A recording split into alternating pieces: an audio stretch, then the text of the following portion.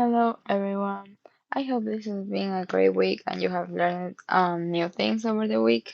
So without any more distractions, like right now, I just continue with we have with what we have. Wait, I'm sorry. With what we were doing last week. I'm sorry for that.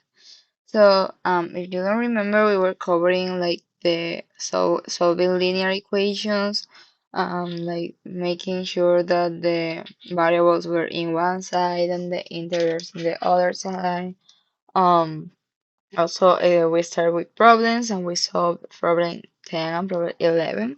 So today we're basically going to continue with problems and maybe going, no, we are going like to solve for another equations. These are linear as well, but and they also include other variables. So I'll just get started now. Okay, with question 12. So the perimeter of a square is 4 units greater than the combined perimeter of two congruent equilateral triangles. The side length of the square is 10 units. Write and solve an equation to find the side length of the triangles. So first, let's calculate the perimeter of the square. What we know is that the length of a square is 10 units. So the length of a square is 10 units. But since a square has, like the four sides of a square are equal, we can say that this is 10, this is also 10, this is also 10, and this is also 10. So the perimeter is going to be 40. Why? Because the perimeter is the addition of the side of the square. 10 plus 10, 20, plus 10, 30, and plus 10, 40. And that's how we get the 40. So since we already know the perimeter of the square, we know that it is 4 units greater than the combined perimeter of the two um congruent equilateral triangles. Now before keep going, let me explain what congruent means. Congruent in this case means that they are equal. So this triangle is going to be exact equal, then okay, I'm sorry for this. Okay, then this other triangle that I'm going to draw is not letting me do another thing. Well, let's suppose they are equal. So what it means is that these triangles are congruent. So this side, one side of the triangle is going to be equal to this side, this is going to be equal to this side, this is going to be equal to this side. Now, since they are both congruent, I can say that the perimeter of each of them is going to be equal the same. So I will say that the perimeter of each triangle is going to be equal x. You can call it C, B, A. It doesn't matter what variable you use, and I'm just going to use x. So I know that the perimeter of each of these triangles is equal x because they are both equal. Also, I know that the perimeter of the square is 4 units greater. So the perimeter of the square, that is 40, is going to be 4 units greater than the perimeter of the combined triangles. So the perimeter of the combined triangles must be 36, since 40 minus 4 is equal to 36. Now, I know the perimeter of the combined triangles, and I know that each triangle is equal the perimeter of each triangle is equal x. So 36 is the perimeter of the two triangles and x is the perimeter of one triangle. So if I multiply x by 2, it's going to be equal the perimeter of the two triangles. So the perimeter of one triangle must be equal, and 36 divided by 2, I divide each side by 2, and x equal 18. And this is how I have the perimeter of one triangle. But if you see, write and solve an equation to find the side lengths of each triangle. The perimeter, as I mentioned in this example, is the sum, is the addition of each of the sides. Something crucial in this problem to know the perimeter of this is that this is an equilateral triangle. An equilateral means that it has that all their sides are equal. Like equi means equal and lateral means their sides. So it is going to be basically this. Oops. This side is equal to this side equal to this side equal to this side, and this side is like this side are also going to be equal. So I know that the perimeter is going to be a plus b plus c, since it's all the three sides of the triangle. But since all the sides are equal, I can also say 3a, since all the sides are the same. So I know that the perimeter of one triangle is 18. I also know that the perimeter of one triangle is 3a. So I could say that 18 is equal to 3a.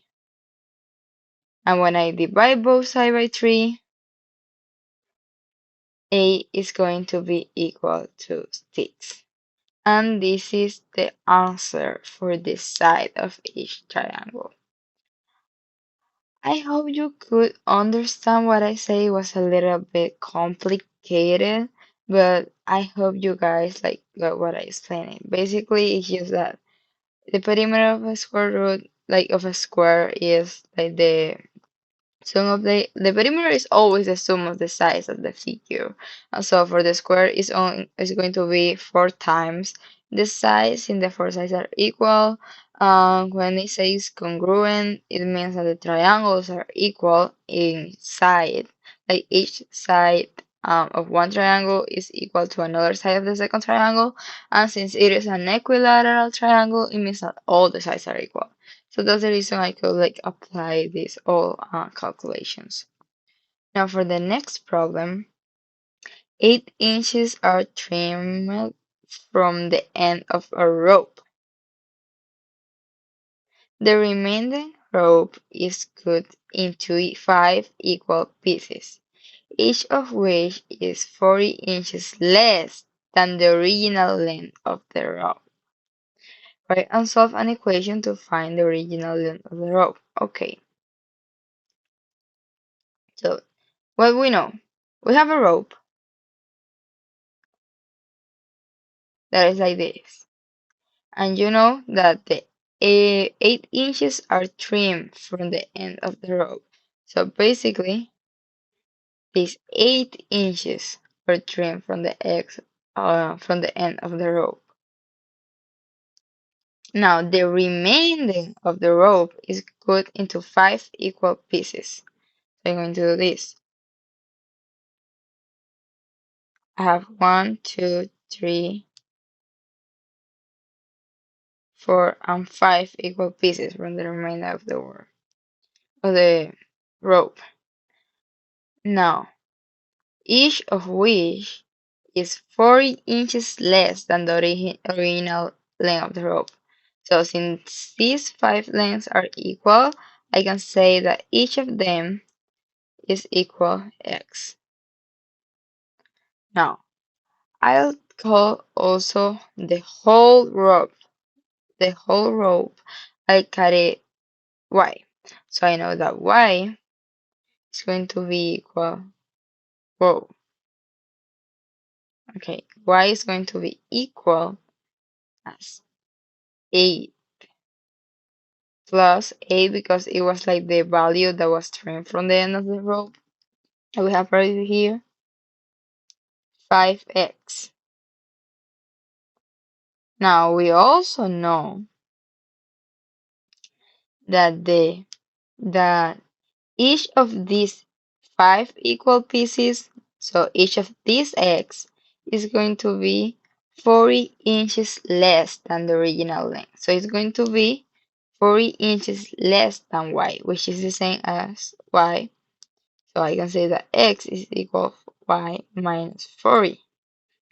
Since each of those x is going to be equal to 40 inches less than the total row. So I can substitute in my equation. Let me put this over here in this side. So I can substitute in my equation x. So I have that y is going to be equal 8 plus 5y minus 40.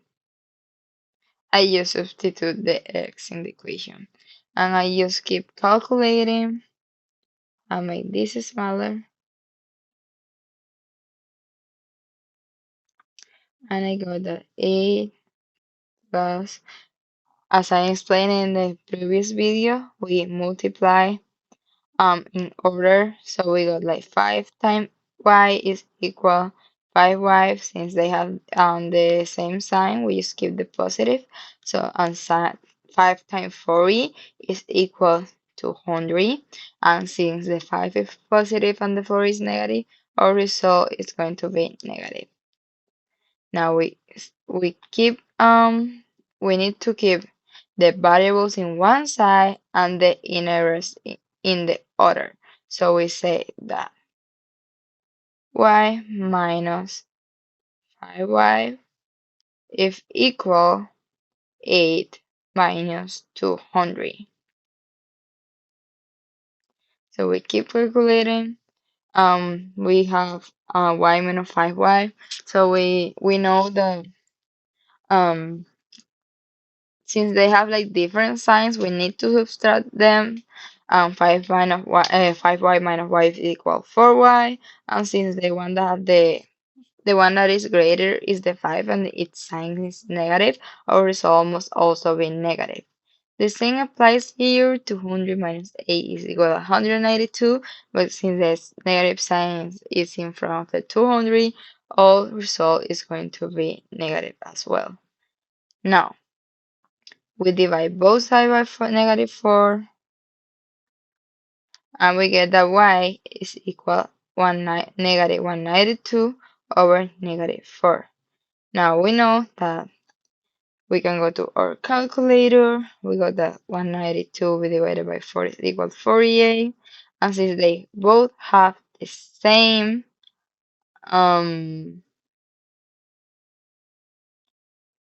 the same sign, but they both are negative, our result is going to be positive. So the value of the length of the rope is equal to 48. I hope everything was clear with that. Remember that if you're watching this in YouTube, you can always go to the Discord, what I'm explaining, and ask me questions if you ever don't understand something. Now, question 14. The opposite of the product of 4 and the sum of twice x and 3 is equal to 1/4 of the quantity 5 less than x. Okay, this is basically identify what is right here.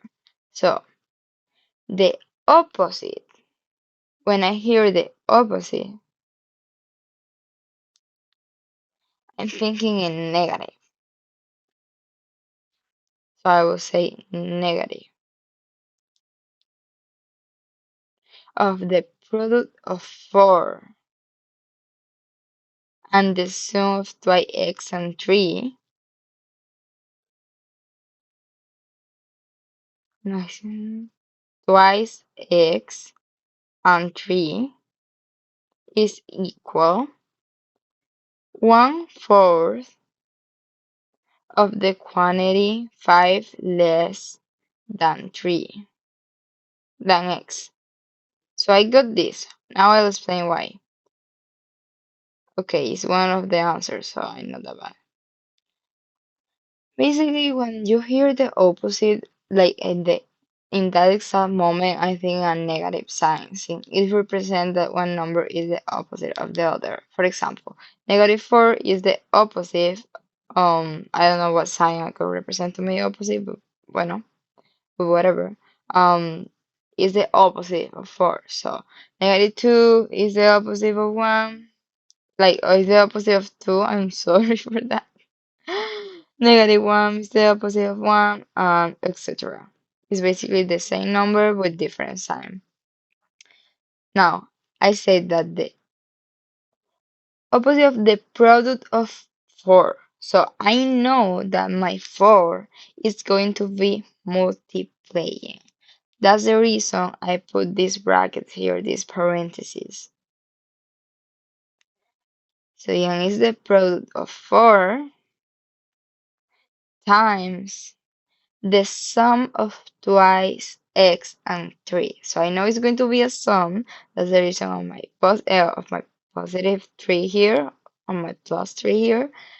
And it's going to be twice x, which twice equal, like twice is equal to times. That's the reason of the 2 in front of the x. So it's twice x and 3. Which since it is a sum and it's twice x and it's 3, I just put 2x plus 3. And I close the parentheses. Is equal. So all of this is equal to 1/4. That's the reason I put like 1/4 here. Of the quantity 5 less than x. If we write this, we are going to get 5 less than x. And if we want to put all the variables in one side, we get 0 less than x minus 5. And the only thing we want to care about is the one that we receive. So it's 5 less than x, which is the same as x minus 5.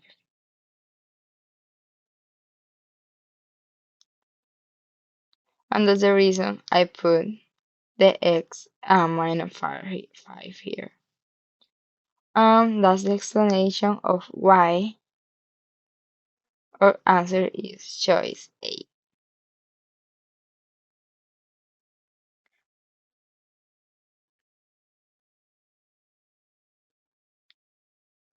Now, question number 15. A school dance club is selling bottled water at a football game to raise funds. The club has raised $26 so far and has the goal of raising 100. If each bottle of water earns the club an additional $2, which equation can be used to find the number of bottles of water we W, so we know that bottle of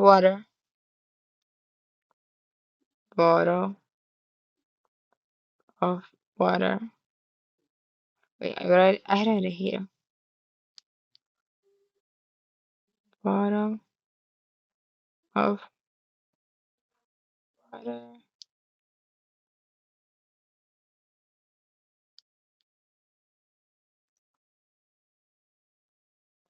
is equal W.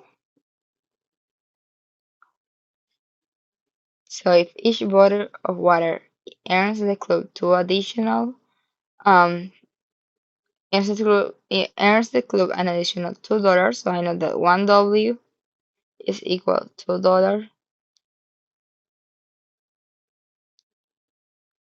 Which equation can be used to find the number of bottle of water that the club needs to sell to reach their goal. So what we have is this. One bottle of water is equal W, and one bottle of water is equal to $2, and we also already have $26, and our goal is $100. So since our goal is $100, I'll see like these two equations that have the 100 as a result. I'm not discarding this like a priori, like as a first hand, because sometimes there's a tricky question and they are the correct answers. But just like to keep in mind while I'm solving the equation. So let me see this. Now these are the 26 we already have. So these are the 26 we already have. And this is the bottle of water in this case. And this is how much you want to, like we want to collect. Now let's see which of these one is wrong. I know that each W, one W is equal to $2. So 2W is going to be equal to $4 instead of 2. Let's see how to explain this. Basically, they are putting these two in front of the W to confuse you. Since one W is equal to $2, they just want you to pick this wrong answer. Like it appears to be good, but it is not. Since it represents not the amount, this two is not representing the amount.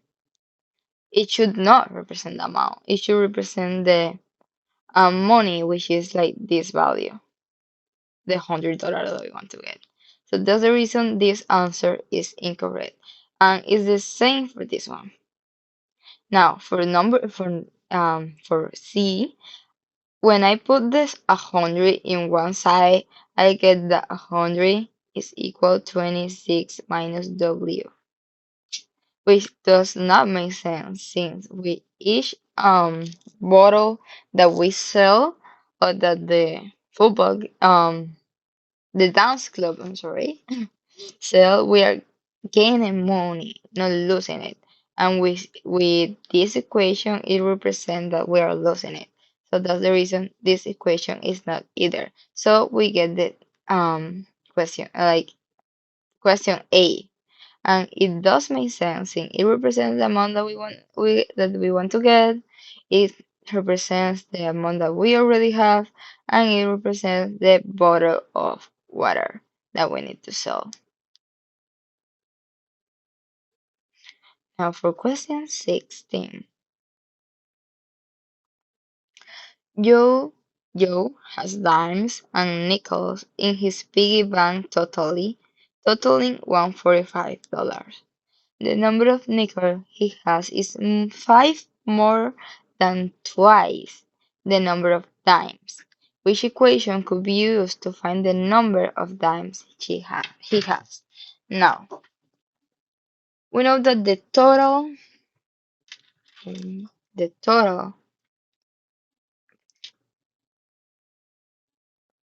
is equal 145. Now, we also know that the number of nickels, which I will call n, is equal five more, five more, five more than twice the number of times. Twice, it means two, as I explained it before, and the number of times I just call it d.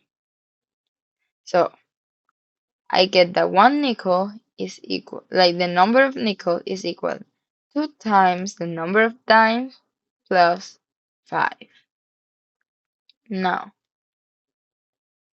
which equation could be used to find the number of dimes he had?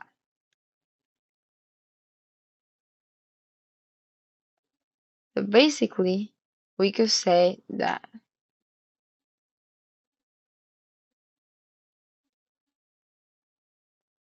for,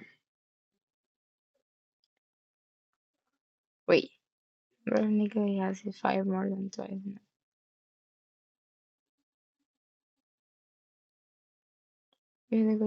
Okay, we know that like an x amount of n plus an x amount of d is equal 145. So I could say that n is equal to d plus 5 and d is going to be equal d because we don't have like any derivation to demonstrate that d. Oh, I'm trying to form the equation and we already have something here. That's easier to do. Okay, I'm sorry. So we know that a nickel is going to be equal, one nickel is going to be equal 0.5 and one dime, this is one. I call it N1, 0.05. That's the value of one nickel. And the value of one dime is going to be equal 0.1, since this is the value of one dime outside in the world. We have this, and we can say that 0.d, 0.1d.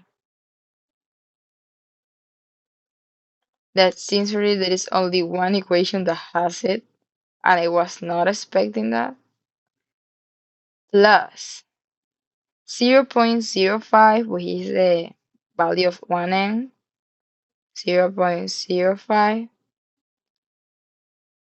2d plus 5, that's the value that we got while saying that 5 more than twice the value of dimes, is equal to the total that we saw before. That's the reason question A is the answer.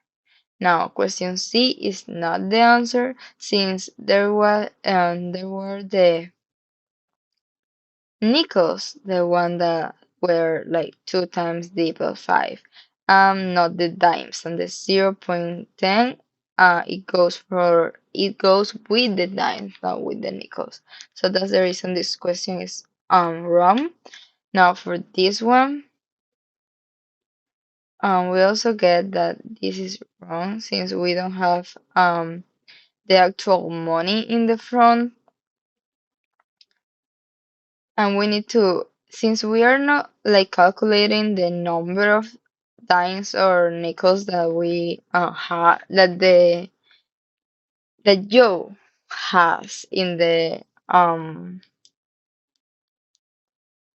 piggy bank, and we are already calculating the amount of money. It is important that we make sure that the amount of money is in our calculation, since this equation is correct only to calculate the amount of dimes and nickels that are in the piggy bank. So since it doesn't have the money in the front, this equation is incorrect, and the same goes for this one. Now, 17. Melissa and John get a combined monthly allowance of $320. Melissa, okay, let me copy this. The combined allowance is $320. So the total is equal to $320. Melissa's monthly allowance is 20 more than half of John's monthly allowance. So Melissa is 20 more plus 20 than half Johnny allowance. So I could say that Melissa is 1 over 2 plus Johnny allowance plus 20. Now, If X represents John's allowance in dollars, which equation is true? Now we have to calculate the total. We have John's allowance, who is X. I put like this one had a J, but I put an X since they say that John's allowance equal X. Plus M equal 320. Now, but since we know that M is equal 1 over 2x plus 20, we can say that x plus 1 over 2x plus 20 is equal to 320. And when we go here, we say that we see that the only one that has the same that we are looking for is this equation. And you might have been asking why 320 as the result, and this is like simple because it is the total. If you saw in the sample before, we also tried to compare the equation with like the total that we need. So the reason this is not correct is because it has a negative sign and we need to add the two values together to know the total allowance. For this one is because you're not really calculating what you need. Like if you put the 320 one side, you're going to get 320 equal 0.5x minus x plus 20, who does not make sense for this equation. So this is wrong. And for this one is more or less the same since we don't want to represent uh like 20 Jones allowance. In like any part of this problem, it says that 20 times, like Melissa's is 20 times Jones allowance plus 0.5. This is a misconception of what they say. So this is incorrect. Now for part B, how much does John get for his allowance each month? Since we already know the equation, we know that the equation is going to be x plus 0.5x plus 20 equal 320. And we know that x is equal to John's allowance. So we can say that 1.5x, because I add similar terms, which is 1 plus 0.5. It doesn't appear, but here we have a 1x, so 1.5x plus 20 is equal to 320. So we subtract 20 for both sides, and we have that 1.5x is equal to 300. And when we divide 300 by 1.5,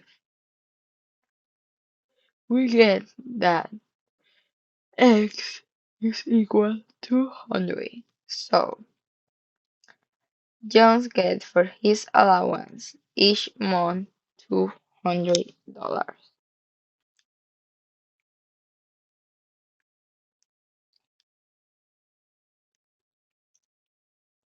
I'll try to solve. It's already a little bit late, but I solve right now at least question one.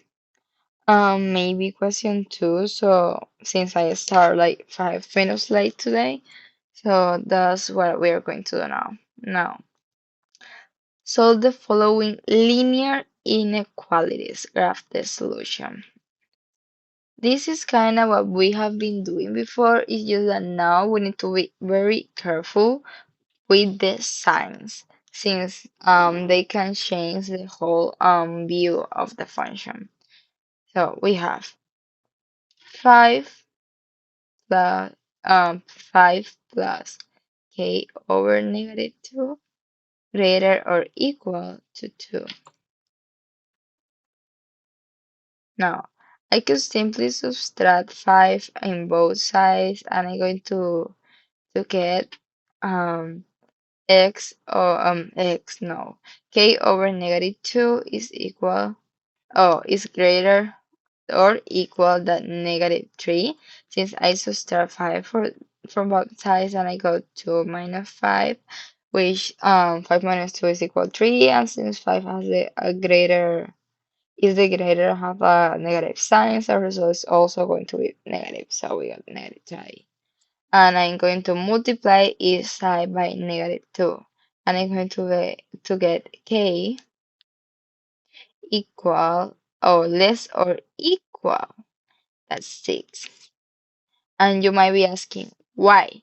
Because in inequalities, I write it here.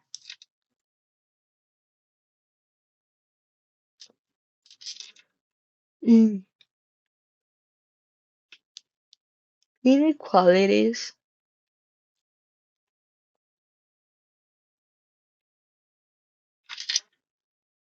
every time you multiply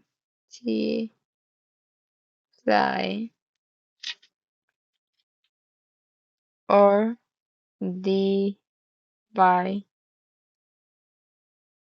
by a negative,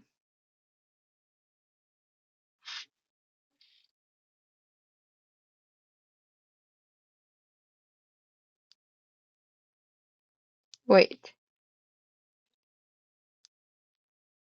by a negative number,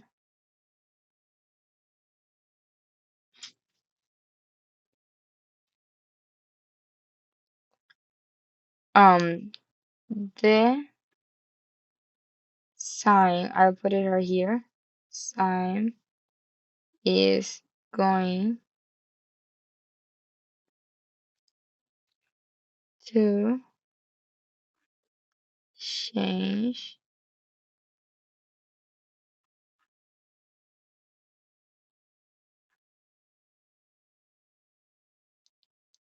Okay, sign is going to change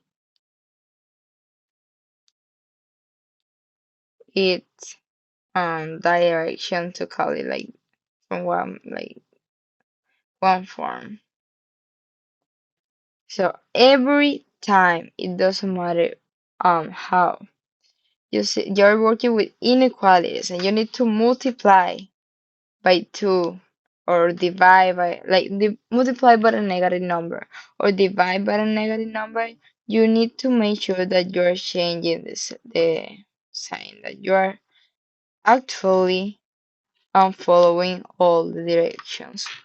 Now let's see the second example. Oh, wait, I forgot something important. We have that k is less or equal than 6. So we can put in our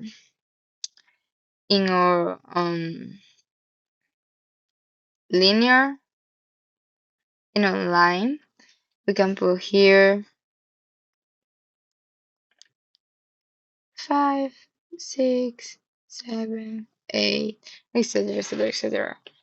And we got that k is less or equal than 6. We go here to 6, we put an close dot, since it's equal. Like every time you see greater or equal or less or equal, that equals means that this point is actually included in the function or in the graph. So we need to make sure why we're painting it very well. And it says that k is less or equal than 6. So k is going to be less or equal than 6. Now for the second example, and this is going to be the last one for today, we have that 24 is greater or equal than 6w, or 6 parentheses w minus 2. So we have the 44 greater equal to 6w minus 12. We want to isolate one side, the variables in one side and the integers in the other side as we have been doing the since the beginning. So we add 12 in both sides and we get that 36 is equal or less than 6w. So 6w becomes that well wait, I'm sorry. We divide by 6 inside. 36 divided by 6 is equal 6, so w is 6 is greater or equal than w, which is the same as saying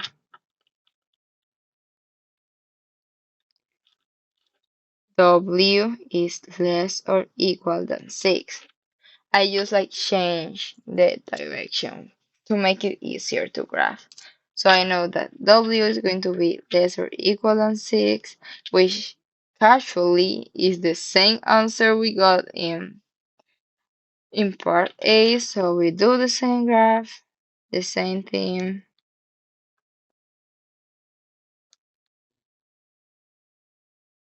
And we graph again. Yep. If you have any doubts, don't doubt to contact me. As always, I'm going to leave the links in the description for Discord and for my information. Like if you have any doubt, you can tell me. And in Discord, you can always be there and ask me if you need. That's all for today, and thank you.